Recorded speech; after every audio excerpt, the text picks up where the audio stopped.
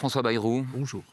Entre 2002 et 2012, vous avez été 3 fois candidat à la présidentielle. Là, vous voyez 3 Bayrou différents ou toujours le même Bayrou? Le temps, ça change un peu les choses quand même. Évidemment. Faut pas exagérer, mais oui, c'est 3 souvenirs différents. Moi, je vous ai entendu dire qu'une campagne présidentielle, ça ressemblait un peu à un voyage initiatique. Il y a 3 affiches, 3 voyages. Je voulais vous poser 3 questions courtes pour trouver un adjectif. C'était quel est le voyage le plus périlleux, le plus instructif et puis aussi le plus exaltant. Alors, quelle est la campagne la plus exaltante que vous ayez menée? La plus exaltante, c'est 2007, c'est celle qui est au milieu, parce qu'on aurait pu gagner.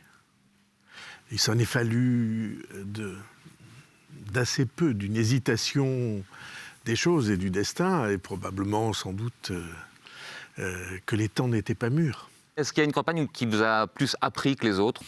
La première m'a beaucoup appris. La première, on part dans une situation qui est absolument improbable. On est entre 2 et 3 dans les sondages. Et quand vous êtes entre 2 et 3%, comme la marge d'erreur est de 2... On ne sait même pas si quelqu'un va voter pour vous, c'est ça? C'était une plaisanterie avec mon équipe et mes proches. Et puis on a réussi à imposer une voie politique nouvelle. Vous avez été candidat pour la première fois en 2002, mais la décision de vous présenter à l'Élysée, vous avez su quand vous seriez candidat?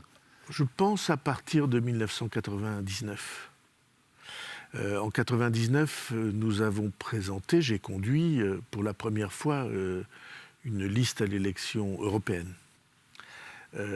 Et on a réalisé un score alors que personne n'y croyait.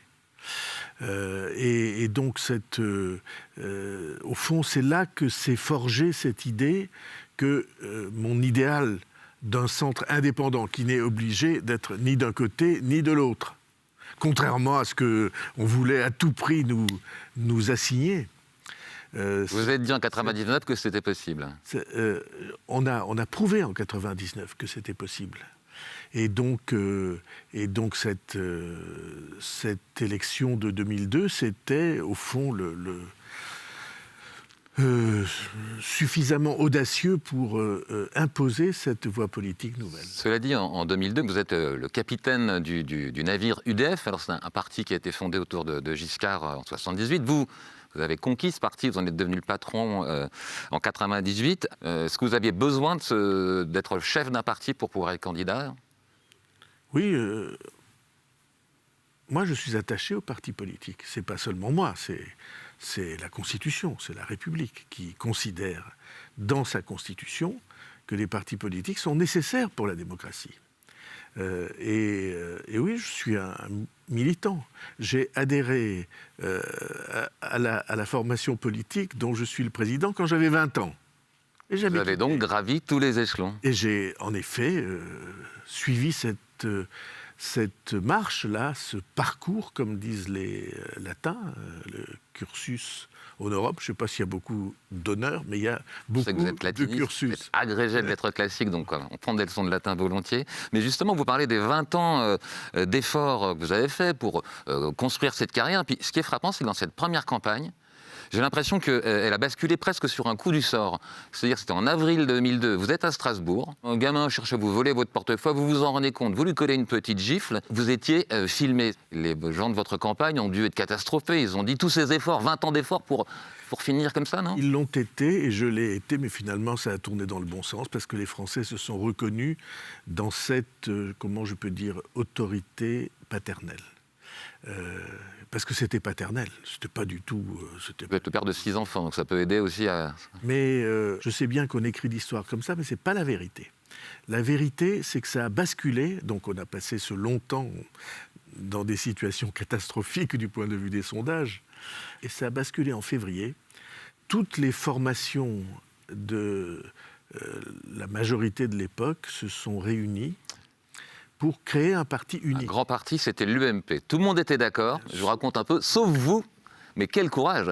Ce jour-là, vous vous êtes présenté seul devant toute la droite pour leur dire « je veux m'affranchir ». Et vous avez été hué par toute la salle. J'ai dit « vous voulez faire un parti parce que vous dites qu'on pense tous la même chose, mais si on pense tous la même chose, c'est qu'on ne pense plus rien ». Et je suis absolument assuré, 20 ans après, de la solidité et de la vérité de cette affirmation. Et c'est ce jour-là que ça a basculé. Parce que les Français se sont dit, tiens, au fond, ce type y croit à quelque chose. Il ne cherche pas une place. Il a osé le leur dire. Et c'est très souvent dans ces circonstances-là que bascule, en tout cas, la perception d'un pays.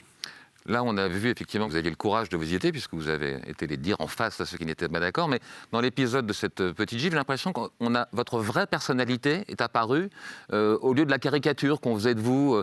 On vous caricaturait au Guignol comme étant un peu bêta, ça vous a fait souffrir. D'ailleurs, c'est votre vraie personnalité qui a fait apparaître cet incident, non? Ah oui. Je crois, oui. Chacun est ce qu'il est, mais moi, le fond de ce que je suis, c'est père de famille. C'est patriarche, parfois disent mes enfants. C'est ça que j'aime, l'idée qu'on transmet. Et qu'on transmet des choses profondes qui viennent de loin et qui sont destinées à aller loin.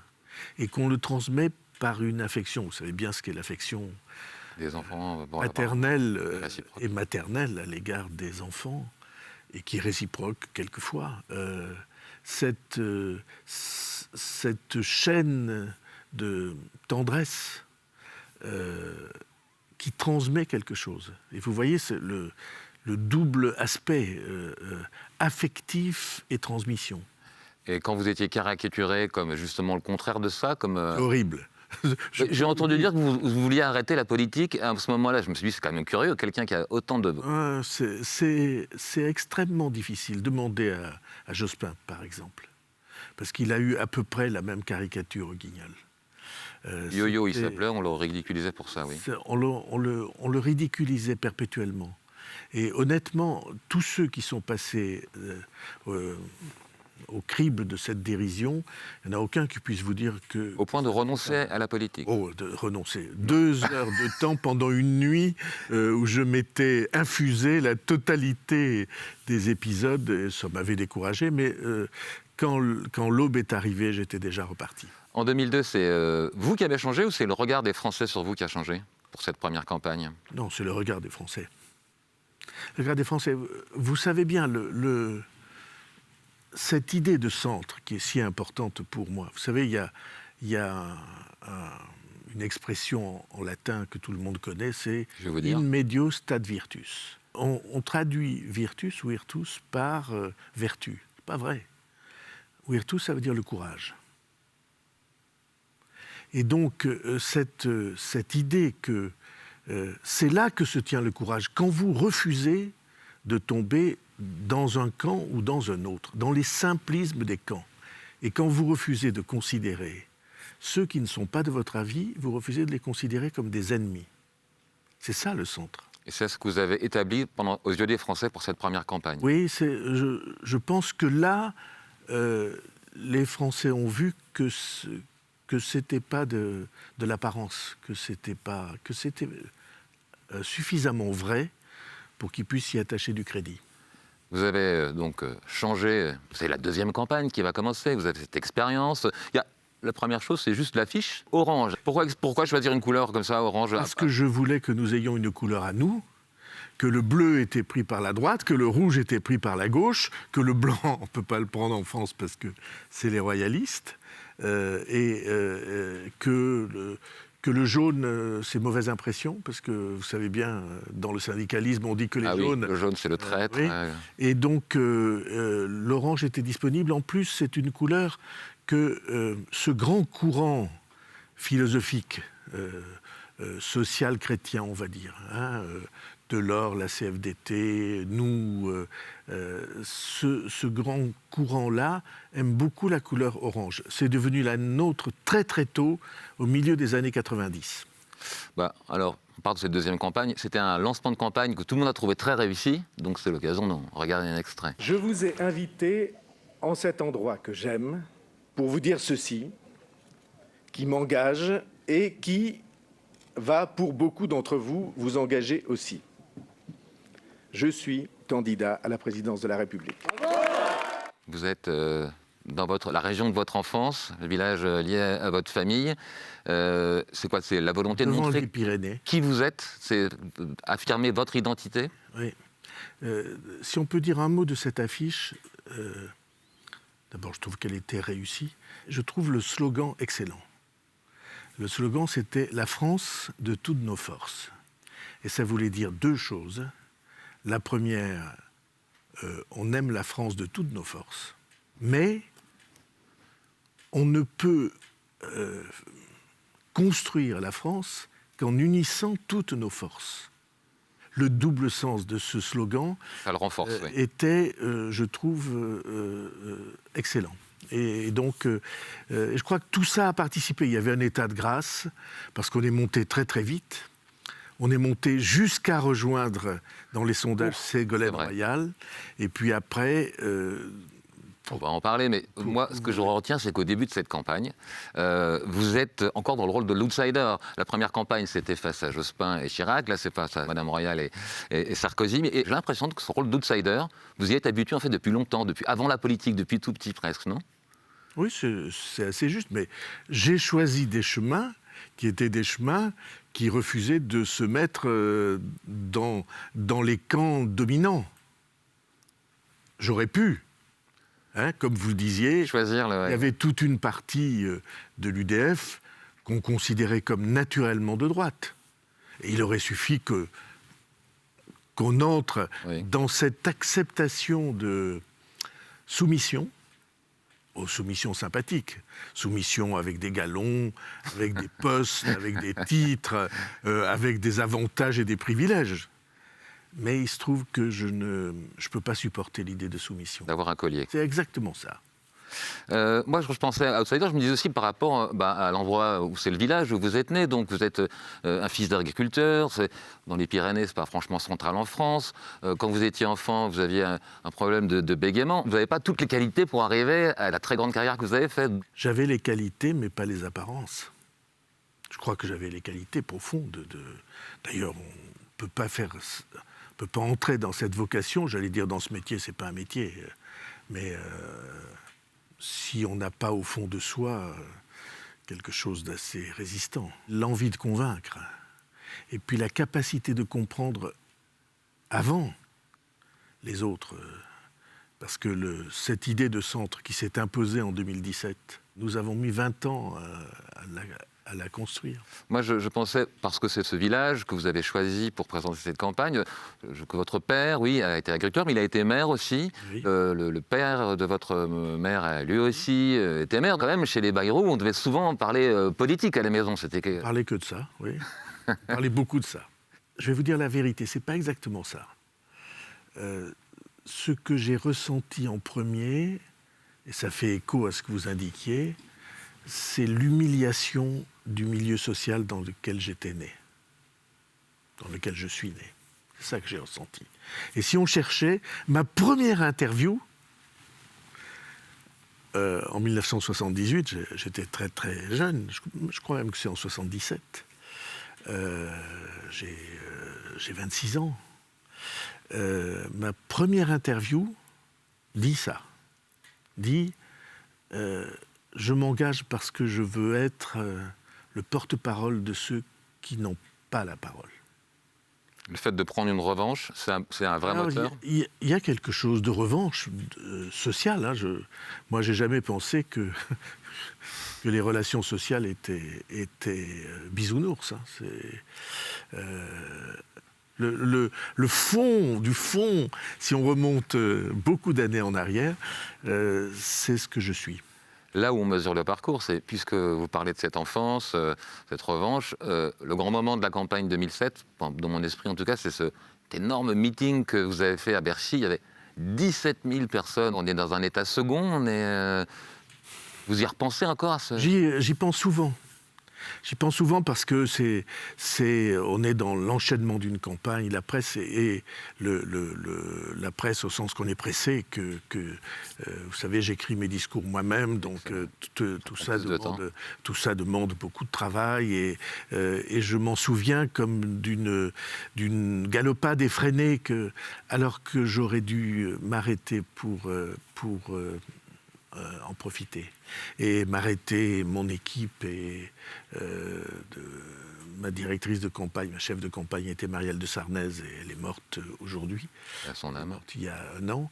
Et je crois qu'elle sentait bien qu'on était à un moment assez rare et que peut-être ça ne durerait pas autant que les contributions, comme on dit chez moi. Oui, pas aussi longtemps que les impôts, oui. Parfois, les sportifs, dans une grande victoire, ils disent qu'au moment de la victoire, ils se remémorent mais tous les efforts qu'ils ont dû accomplir pour arriver là. Est-ce que vous avez eu ce genre de sensation dans... Non, parce que je ne suis pas au bout du chemin. Ah oui, c'est vrai. Peut-être quelque chose qui vous reste encore à éprouver.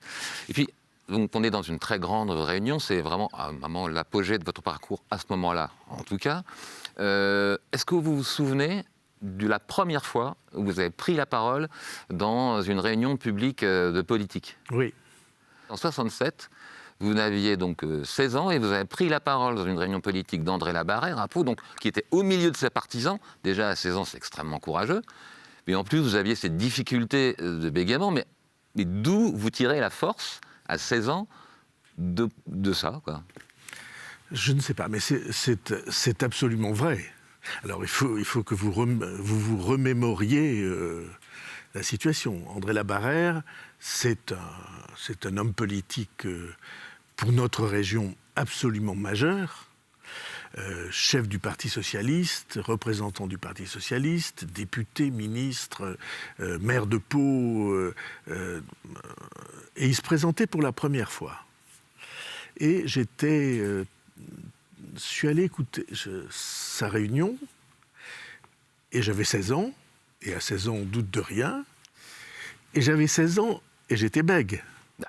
Excusez-moi, c'était ça qui bluffe tout le monde dans cet exemple. Voilà, et je crois qu'André Labarrère a été un peu aussi ému. Alors vous dites d'où ça vient?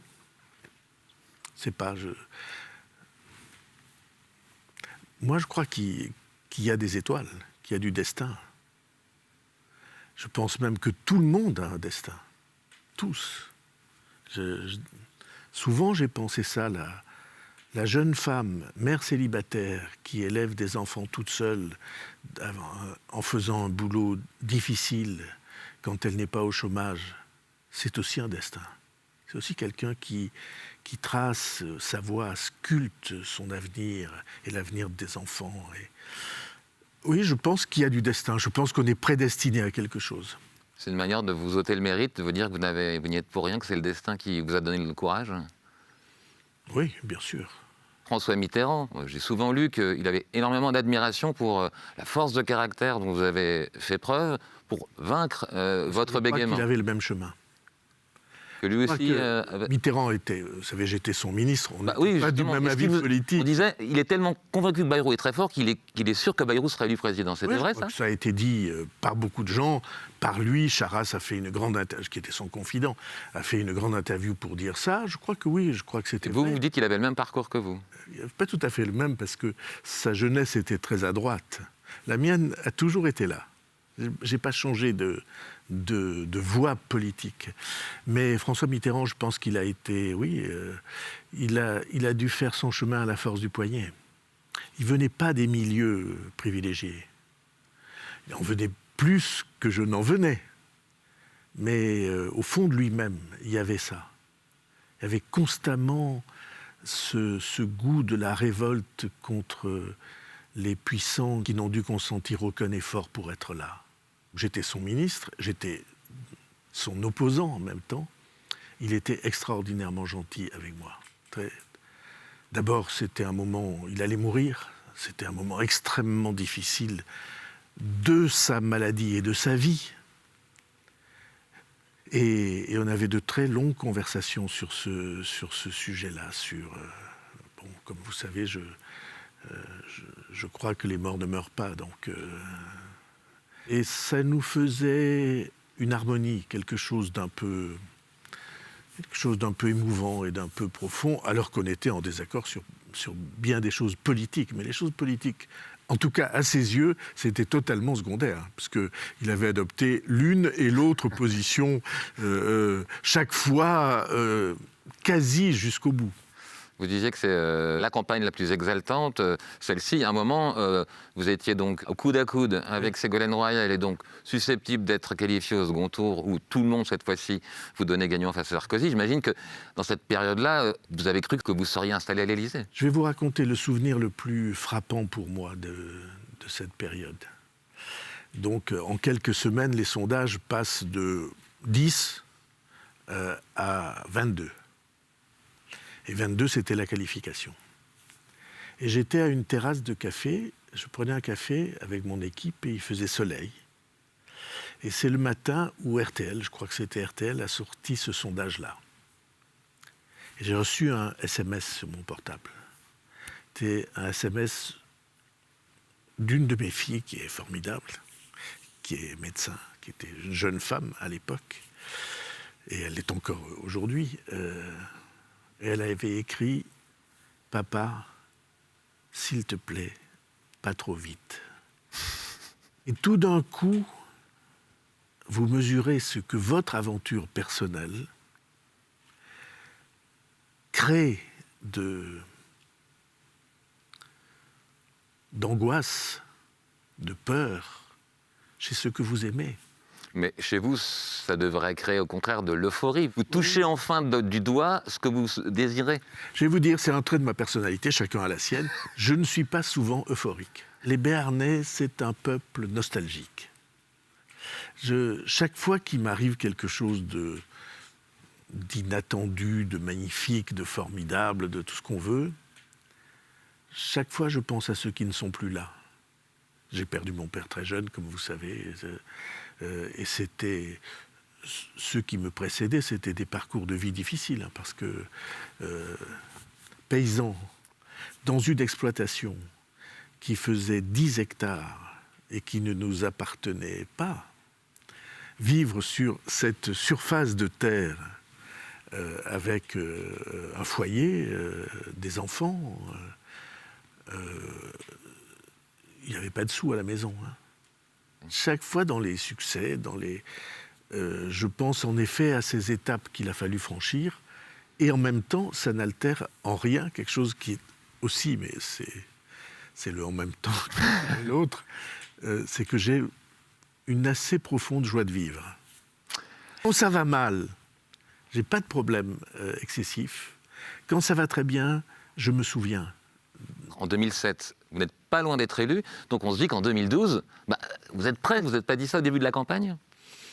Si, mais en même temps, je connaissais toute la difficulté. Mon opposition avec Nicolas Sarkozy avait été une opposition très rude, très dure. J'ai écrit, dans un livre que je lui avais consacré, j'ai écrit tout ce qu'il aime est pour moi secondaire. Et tout ce que j'aime, il le méprise. On aurait pu trouver une manière de s'accorder. Parce qu'il parle naturellement la langue de la droite et je parle naturellement la langue du centre. On aurait pu trouver. Mais sa vision des choses était qu'il ne voulait pas d'égal. Et ça n'allait pas avec vous. Et moi, je ne peux pas supporter de ne pas être égal. Cela dit, vous n'avez pas été élu, mais vous avez dit que vous voteriez Hollande, donc ça pouvait sonner comme un appel. François Hollande, il a été élu avec 51,6. Les 1,6%, c'est vous qui lui avez donné ? Oui, sans doute. Enfin, tous ceux qui ont voté. Vous avez fait élire François Hollande ? Oui, absolument. Alors, vous aurez remarqué qu'il n'y a pas eu beaucoup de contreparties. C'est ce que je me rends. Et c'est beaucoup mieux, au fond. Alors, je trouve ça très inconséquent du point de vue politique. Hein. Élu président de la République, grâce au choix, ou avec le choix de quelqu'un qui était dans l'autre camp et n'en tirer aucune conséquence. J'avais déjà vécu ça avec Chirac. Quand en 2002, Jacques Chirac est élu président de la République avec 80% des voix contre Le Pen, je suis son premier rendez-vous le lundi matin. Et je lui dis, tu vas être élu président de la République. Faut savoir, Jacques Chirac exigeait qu'on le tutoie quand on n'était pas de ses amis.